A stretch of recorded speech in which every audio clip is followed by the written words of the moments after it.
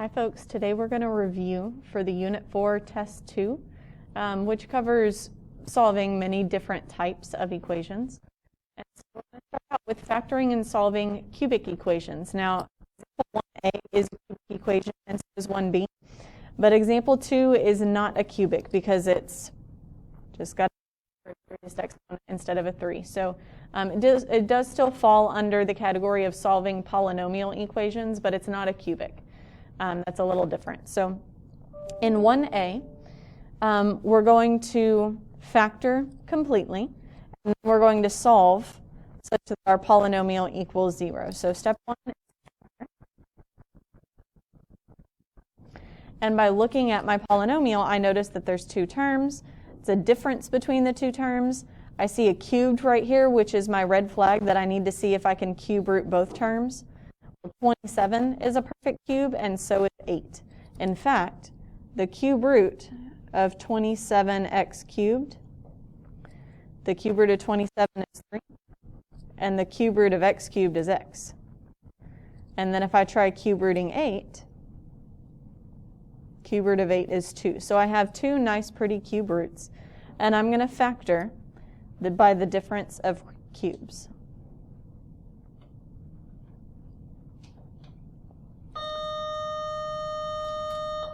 When you factor using the difference of cubes, whatever you got for your cube root of your first term, that's a, and whatever you got for your cube root of the second term, that's b. And so the way that you put them together is you have your a, your b, and you use the same sign as what's in your problem. Then you have a times a times b, and b times b in the second factor, using the opposite sign and then always a plus sign at the end. So this is just the formula for the difference of cubes. So I'm going to go ahead and put all of my pieces in the right place. So in my first factor, a minus b would be 3x minus 2. And then in my next factor, a squared is 3x squared. Well, if I square the 3, that's 9. If I square the x, that's x squared. So this first term is 9x squared. The next term is plus a times b. Well, 3x times 2 is 6x, so that would be my middle term. And then finally, plus b squared, b times b. Well, 2 squared is 4, so that's my last term. So first step is to factor using the difference of cubes.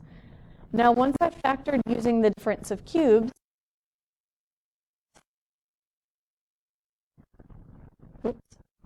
each factor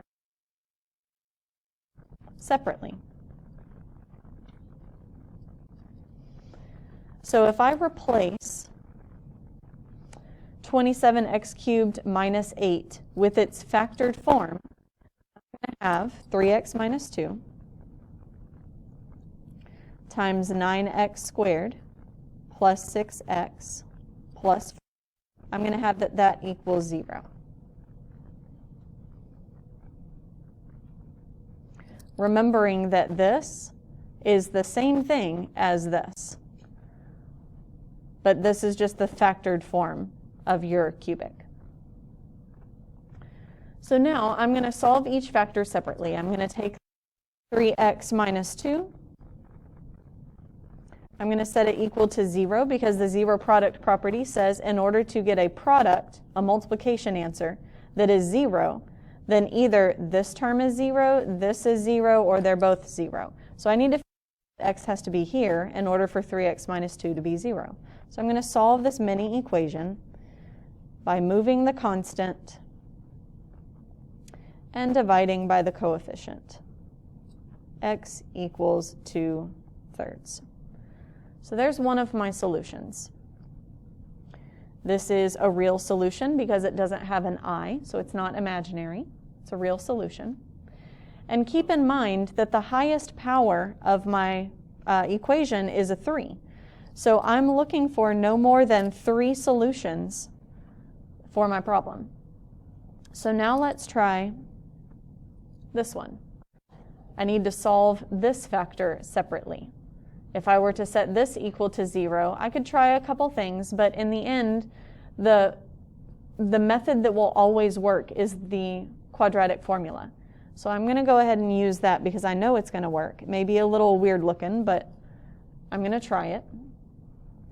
So the quadratic formula is x equals negative b plus or minus the square root of b squared minus 4ac all over 2a. And the a, b, and c that are here come from a and b and c. So I'm going to replace a, b, and c with my numbers, 9 and 6 and 4.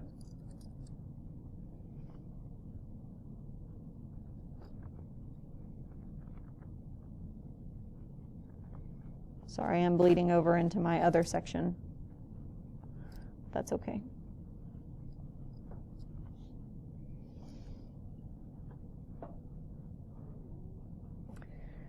I have negative 6 plus or minus the square root. If you type in 6 squared minus 4 times 9 times 4, that's the discriminant. That tells you how many and what kind of solutions you're going to have. If you type in this into the calculator, you're going to get negative 108, which tells us, because it's negative, that these are going to be imaginary solutions. And because it is 108 and not a perfect square, we're going to have 2 solutions coming out of this. So 2 imaginary solutions.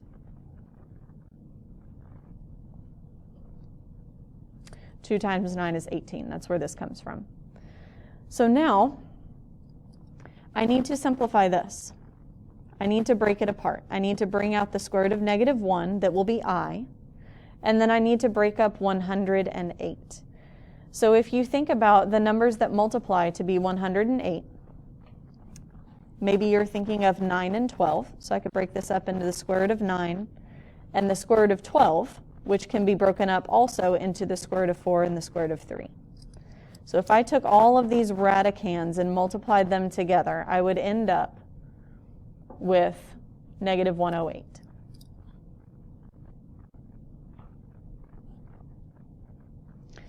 So negative 1, the square root of negative 1 is I. The square root of 9 is 3. The square root of 4 is 2. The square root of 3 is just the square root of 3. So if I kind of reorganize this, 3 times 2 is 6 with the I, square roots of 3. And I also notice that 6 and 6 and 18 are all divisible by 6. So I'm going to go ahead and divide them all by 6 right now so I can simplify my problem. And I end up with negative 1 plus or minus 1i square roots of 3, so the 1's not necessary to write, over 3. And think about how many solutions this is. You use a plus and you use a minus. So there are 2 solutions here. One of them is negative 1 plus I square roots of 3 over 3, and the other one is negative 1 minus I square roots of 3 over 3. So we do have 3 total solutions here. So factor using difference of cubes, and then solve each factor separately. This is a harder topic. This is probably the hardest topic that you are going to have on the test. Second question, same steps. Factor. This is a trinomial with a first term that is not x squared. It's 3x squared. So I'm going to factor by grouping. And then I'm going to set each factor equal to 0 and solve.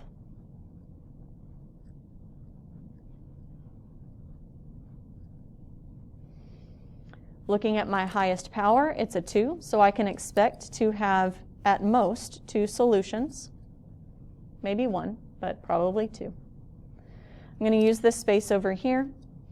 Need to do my magic numbers, so something times something equals 3 times 10, and something plus something equals the middle number, which is 11. The magic numbers are 5 and 6. So I'm going to take 11x and I'm going to split it into 5x and 6x. It doesn't matter which term goes first, you'll get the same answer no matter what. So now you have a 4-term polynomial that you can group. The GCF of the first group is just an x. Oops. Not paying attention, Miss Belsick. 3 and 5 have no common factors. All you can take out is the x. So what remains when you divide is 3x plus 5.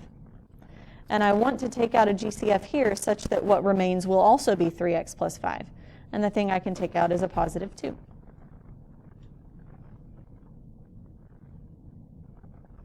So one factor is 3x plus 5, and the other factor is x plus 2.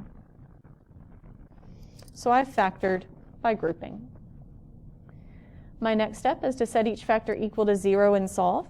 If I set 2 equal to 0, that gives me a solution of.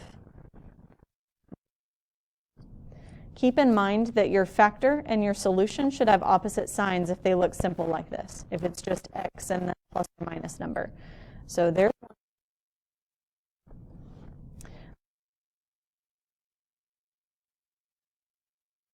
I'm running out of space. I'm sure you are too.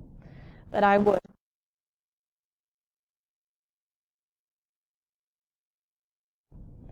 And I would divide by my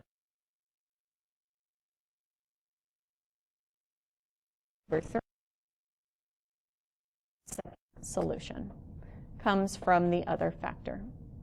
So greatest power of 2, 2 solutions. We call it the degree 2. So let's go now to our rational exponent section. These are not as difficult. In general, whenever you're converting rational exponent form to radical form, you have x to the power of n over m, this denominator, and move it over, and it becomes the new index, just like that. If you're going the other way and you're moving, you're converting radical form to rational exponent form, then you do the same thing, just in the reverse order. You circle the index, and the index becomes the new denominator of your exponent. So in number 1, it says, write the following in rational exponent form. Well, it's actually already in rational exponent form. It should say, write the following in radical form. So I'm going to circle my denominator at 8, and it's going to become my new index.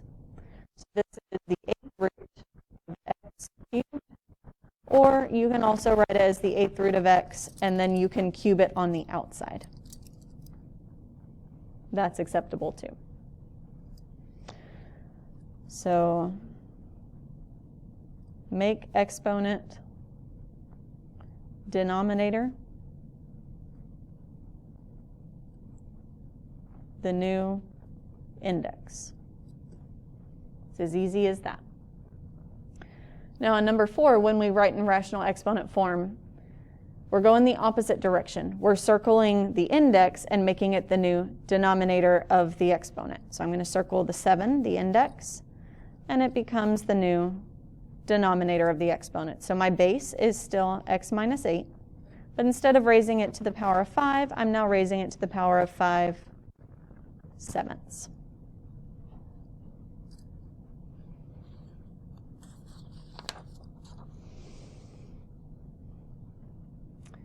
Number 5, write the following in radical form. I notice that this power of 6/7 is right beside the parentheses, and what is not in parentheses? The 3 is not in parentheses, so the 3 is going to kind of sit out. The 3 does not get included in what we're doing because the 3 is not being raised to a power of 6/7. Only the 4x minus 5 is. So I'm going to circle the denominator of the exponent. I'm going to draw my arrow. It's going to become the new what? Index. So I have 3 times the 7th root of my base, 4x minus 5, raising it to the power of 6. So my steps would be the same as before, but I might include that 3 is not raised to the power of 6/7, So make it sit out front. It's not part of that radicand.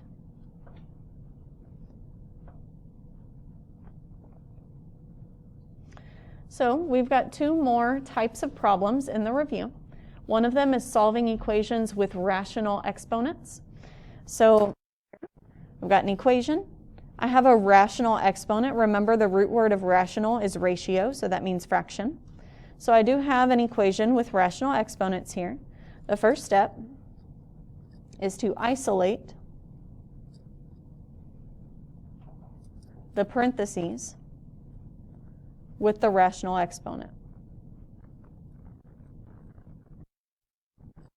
So that might involve moving a constant that's being added or subtracted at the end. That might involve dividing by a coefficient that's being multiplied in the front, and that's the situation that we have here. So I'm going to divide both sides by 3. I can isolate this. This is kind of like if you remember yesterday, whenever we were solving cube root equations, I kind of covered this kind of thing in the note, right? So I have x plus 2 raised to the power of 3/4, and that equals 24 divided by 3, which is 8. So now we have to extract x from the parentheses, and it's kind of locked. It's locked in there because x plus 2 is being raised to the power of 3/4. So I can't get to the x until I get rid of the power of 3/4. So in order to get rid of the power of 3/4, I need to raise both sides, because what you do to one side of the equation, you do to the other. I need to raise both sides to the reciprocal of the exponent. For example, 3/4 has a reciprocal of 4/3. So I'm going to raise both sides to the reciprocal exponent of 4/3.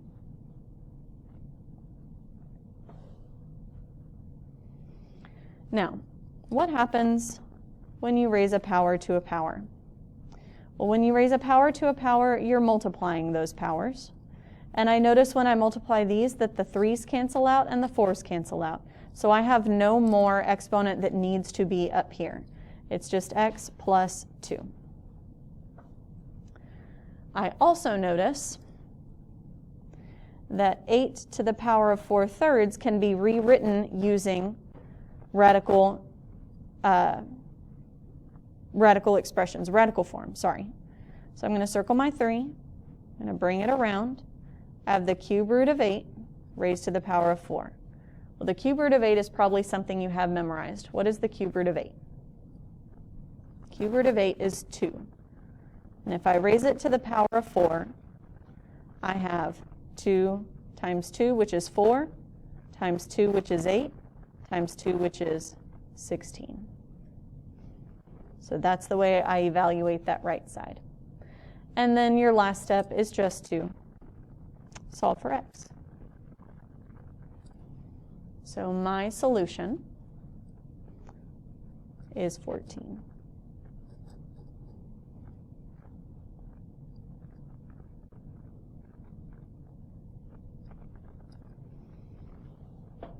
Okay. Last question on our review is the most recent we have discussed. We talked about it yesterday. It's solving cube root equations, very similar to the previous type of problem. So again, first step, I need to isolate the radical.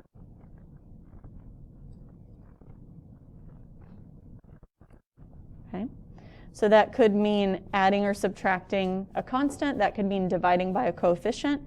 Here it means dividing by 4. So that I have the cube root of the radicand by it, just a number on the other side.